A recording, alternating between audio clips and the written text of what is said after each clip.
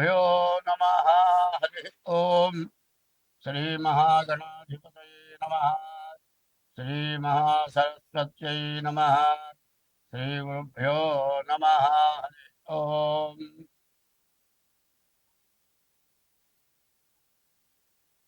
వందే శంభుమాపతిం సురగురుం వందే జగత్కారణం వందే పన్నగభూషణం మృగధరం వందే పశూనాం పతిం వందే శౌర్యశశాంకవక్నినయనం వందే ముకుందప్రియం వందే భక్తజనాశ్రయం చ వరదం వందే శివం శంకరం.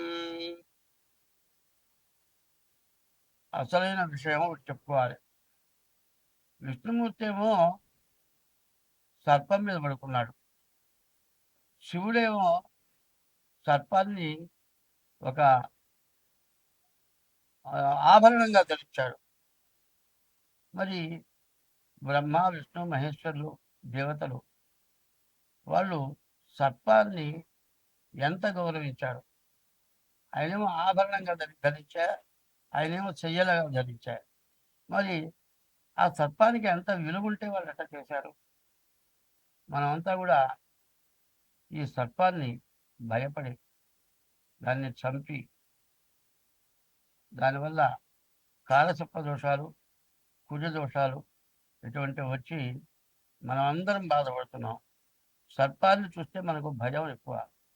ఎందుకంటే బ్రాహ్మణానాం అనేకత్వం, బ్రాహ్మణులకి ఏకత్వం లేదు, తలావ పద్ధతిలో ఉంటారు. సర్పానామతి నిత్యయోహో, సర్పాలు 23 గంటలు నిద్రపోతాయి.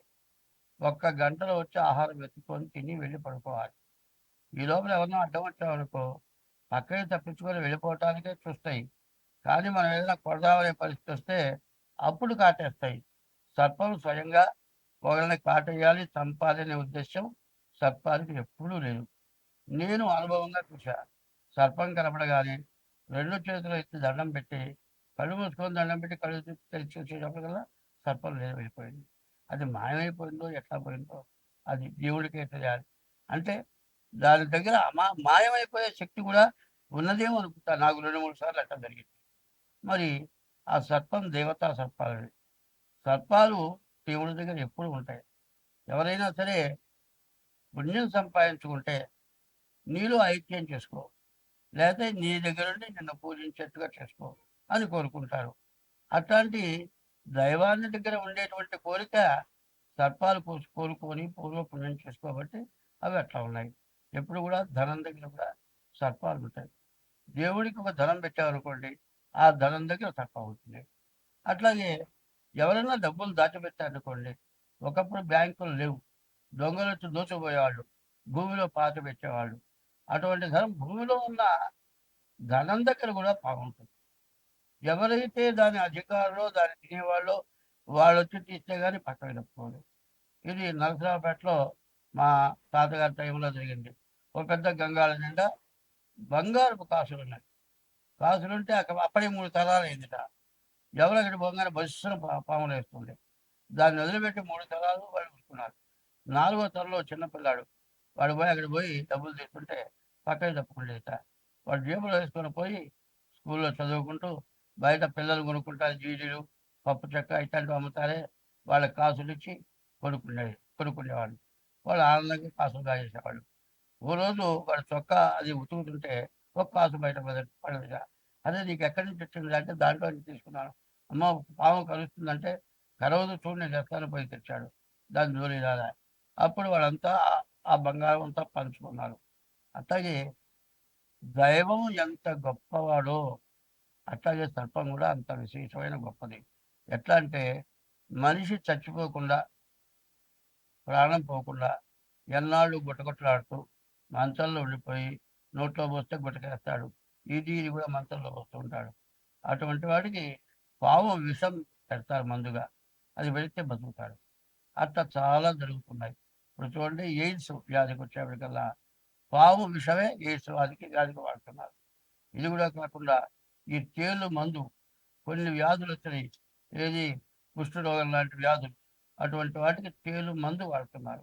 కాబట్టి భగవంతుడు యొక్కని నమ్మేవాడు ఎవడైనా సరే ప్రతి జీవరాశి దైవంగా నమ్ముతారు. ప్రతి జీవరాశిని కూడా దైవంగా నమ్ముతారు. కాబట్టి ఏ జీవరాశిని చంపకూడదు. మనం వదిలిపెడితే దాని దారిన అది వెళ్ళిపోతుంది. ఇంట్లోకి వచ్చిన పాము కూడా దాని దారిన వెళ్ళిపోయిన రోజు నాకు జరిగింది. మా ఇంట్లో మా అమ్మాయి గారింట్లో దాదాపు 2 బార్ల పాము కలిపేసారు, అయిపోయింది. దాన్ని కొట్టించాలంటే 5 నిమిషాలు పట్టదు. 10 మంది వస్తారు, కొడతారు. ఒక ఆడ మనిషి ఉంది, అది ఒక్కటే పాము చంపుతుంది. మరి వెళ్ళి కూడా అనుభవపూర్వకంగా చెబుతున్నాను. ఇది చెప్పింది ప్రతి రాశిలో కూడా వెయ్యాలి. ఎందుకంటే పాము జోలికి ఎవరు పోవద్దు. పాము జోలికి పోయినట్లయితే కాలసర్పయోగం కుజదోషం, కాలసర్పదోషం కుజదోషం వస్తుంది. అందువల్ల పాముని చంపిన వాళ్ళందరికీ కూడా పెళ్లి కాకపోవటం, పెళ్ళైతే భార్యాభర్తలకు అనుకూలత లేకపోవటం, గర్భిణీలు పోవటము, పుట్టిన పిల్లలు ఏదో రకమైన అవయవం లోపము, లేకపోతే కళ్ళు కాళ్ళు ఏదో రకం తక్కువ ధనం, బాగా ఆరోగ్యంగా అంతా బాగున్నాడు అనుకోండి, వాడు పూర్తిగా చదవలేదు.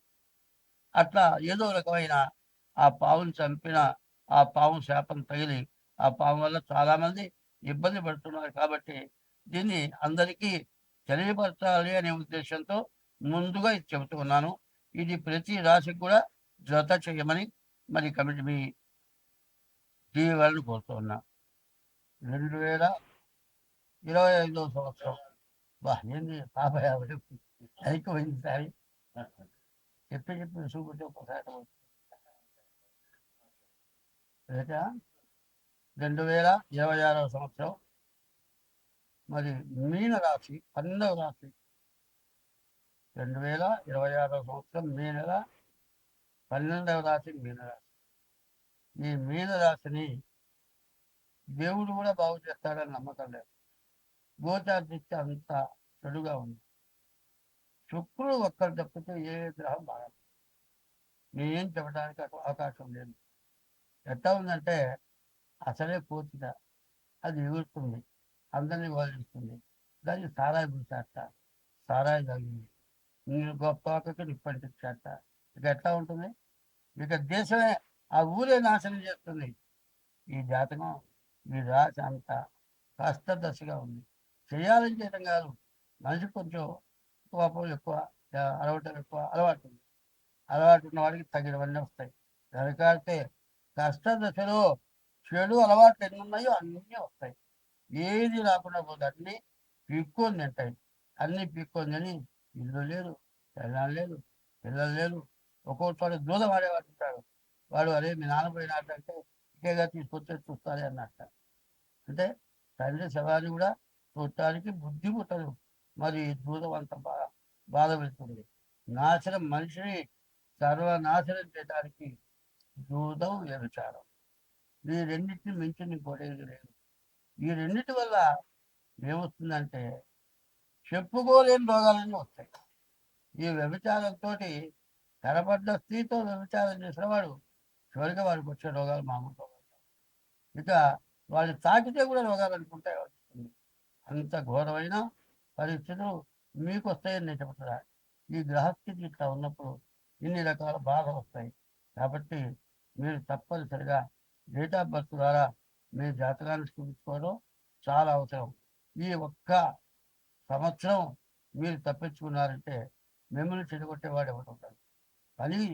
పని లేనప్పుట ఒకరు రోజు పెరుగుతుంటారు, దుగ్గాట్ అంటారు, ఆడుతూ ఉంటారు. ఒకరు పురుగు అంటారు, కావాలంటారు, రాగా అంటారు, ఆడుతుంటారు.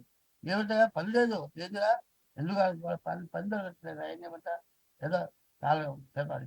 ఈ కాలక్షేపంతో 2 రోజుల కూలి డబ్బులు మాత్రం ఆటో ఇంటికి ఏం తీసుకెళ్ళాలి? ఇట్లా కొన్ని దురభ్యాసాలు సర్వనాశనం చేస్తాయి. కాబట్టి ఈ రాశి వాడు ముందుగా తప్పనిసరిగా మీ డేట్ ఆఫ్ బర్త్ ద్వారా, మీరే కాదు ప్రతి రాశి వాళ్ళు కూడా డేట్ ఆఫ్ బర్త్ ద్వారా జాతకం తెలుసుకోండి. ఇప్పుడు డాక్టర్లు ఏం చెప్తున్నారు? ఆల్ చెకప్ చేయించుకోమంటున్నారు. మనం తినే తిండి వల్ల, మనం తాగే నీళ్ళ వల్ల రకరకాలైన వ్యాధులు వస్తున్నాయి. చూడండి, మన ఎవరో జామకాయలకి ఇంజక్షన్ చేశాక ఆ జామకాయ తింటే ఇక గర్భిణీ రాగుతారు. దానికోసం పిల్లలు పట్టుకోండి. మన హిందూ దేశం నాశనమైపోవాలి, వాడిని పట్టుకున్నారు. అంతకుముందు తయారు చేశారు. ఏమిటి? నీళ్ళ ట్యాంకులో వదులుతారట.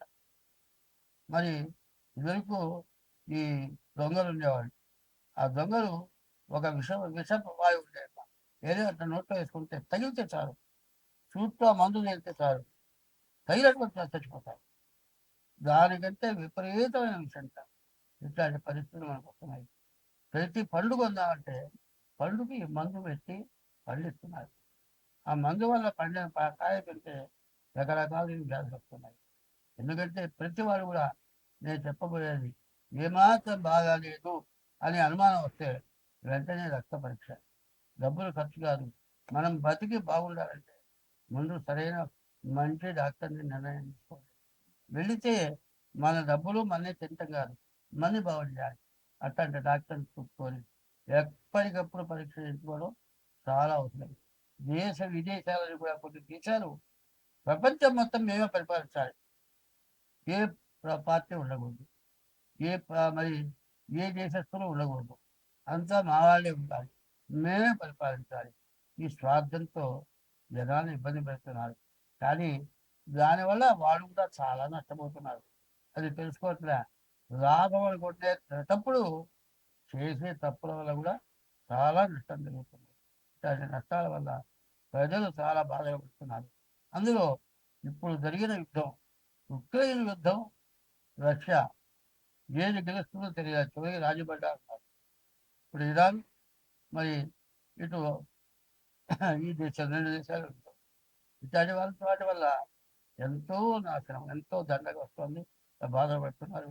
కాబట్టి అందరూ కూడా డేట్ ఆఫ్ బర్త్ ద్వారా తప్పనిసరిగా జాతకం చెప్పించుకోండి. మీకు కావాలంటే మా పేరు పంగులూరు లక్ష్మీనారాయణ, గాయత్రి జ్యోతిషాలయం మాది. మరి 7801071946 ఇదొక నెంబరు. 6300061241. ఈ 2 నెంబర్లలో ఏ నెంబర్కైనా ఫోన్ చేసి తగిన ఫీజు చెల్లించి జాతకం చెప్పించుకోవాల్సిందిగా కోరుతున్నాను.